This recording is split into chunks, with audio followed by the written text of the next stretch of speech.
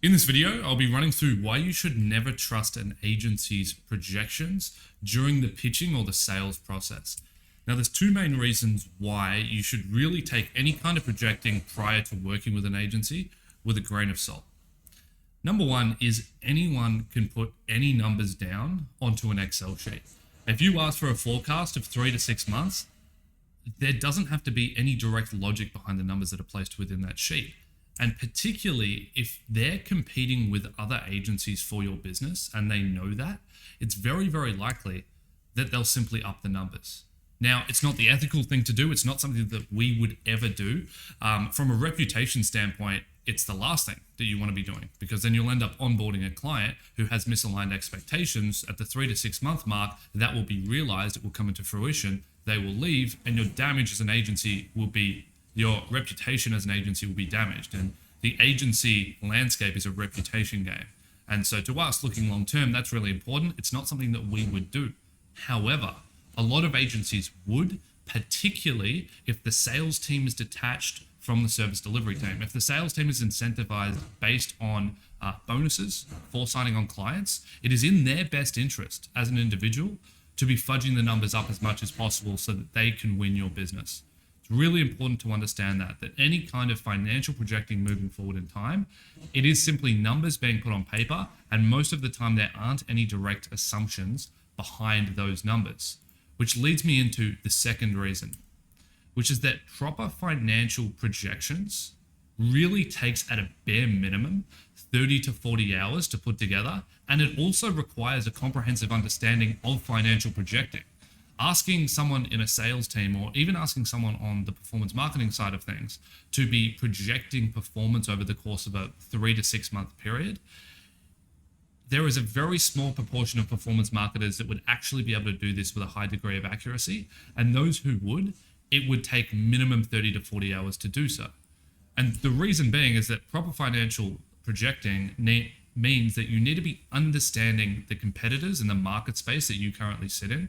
You need an understanding of all past scaling efforts and the results of when you tried to ramp spend and it didn't work and why.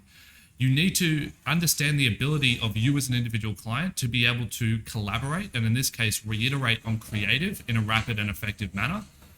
Fourth, and this is probably the most important point here, you need to be able to understand the core axioms and assumptions that are built into the model. The more assumptions that we build into a model, the less reliable it comes, but also it becomes more accurate if you have error bars placed within those assumptions. But you need to be very, very careful with the core axioms that you use to then build those projections on. On top of that, you need to understand cash flow projections of the company. Can they scale as quickly as you're actually supporting? Stock issues, future product drops, and the list goes on and on. There are so many different variables that come into proper financial and performance marketing projections that it will take at a bare minimum, once again, 30 to 40 hours. And so no one will do the proper financial projecting without being compensated accordingly. So when you're in a sales process and you're asking for projections, an agency really isn't going to spend any more than 30 minutes all the way up to, on the high end, 2 hours, putting those projections forth for you. Now, yes, those projections, if they are truly honest, are going to be based on what they believe they can achieve, based on your account, previous accounts that they've taken on similar, and the results that they've gotten for them. Absolutely. But it's not going to be anywhere near a direct reflection of what will actually come into fruition. So what ends up happening is this ends up being incredibly damaging, because projections are set and then those projections aren't met. And so you end up building the partnership based on numbers that were curated during a sales process against other agencies that you then are committed to over the course of the first 3 to 6 months that are almost always, from what I've seen across the agency space, not actually met. If you were to put realistic targets in place, most often another agency will come in with more aggressive targets and just win that business. So, with that being said, how do you, as the core business owner, actually know if an agency can improve your results or not if they're not going to provide you with projections and what they think they can achieve? Well, there's a lot of things that you can look at, but I'm going to distill it down to just two, which is the audit that they provide and then the team that you're going to be working with.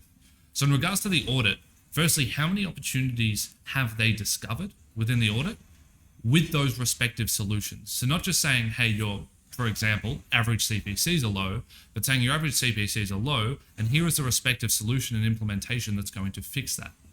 The second is, what is the actual impact of the suggestions on an account performance? Because anyone can go into an account, any experienced performance marketer can go into any account and say, hey, you should be negative keywording these 54 words, you should be making these 54 bid adjustments, you should be launching these 54 creatives.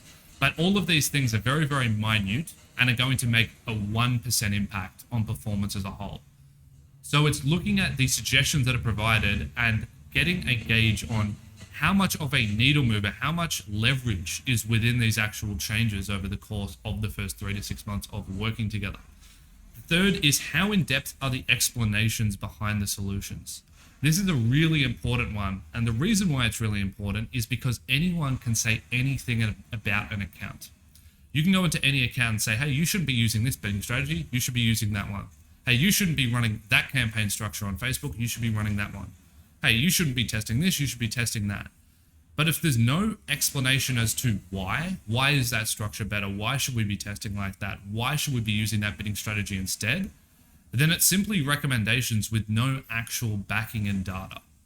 And so it's really important that anything that's presented to you within an audit is backed with both explanations, in-depth explanations that can be explained in layman's terms all the way up into incredible detail, alongside respective next steps and solutions that you could take directly from the audit and apply yourself if you wanted.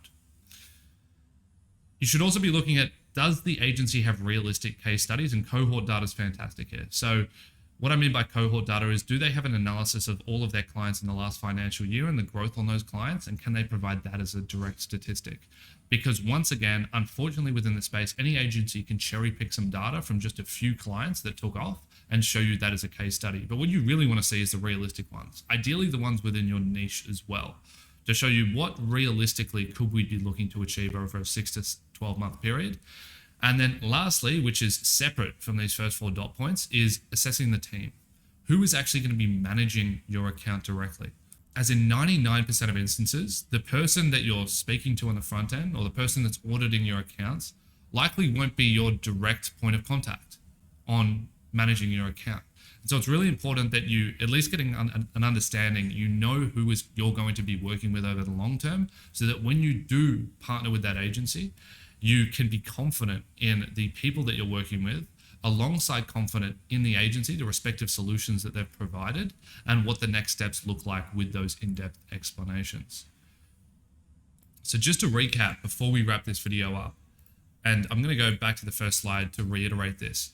You should never trust an agency's projections during the pitching process. And the reason for that is, number one, anyone can put any numbers into an Excel sheet. And if you're going against other agencies, agencies will tend to just outbid each other based on the projections that they can guarantee to the client. And the second reason is that if you're actually going to do proper projecting, it takes at least 30 to 40 hours to get anything that's going to be remotely accurate and realistic.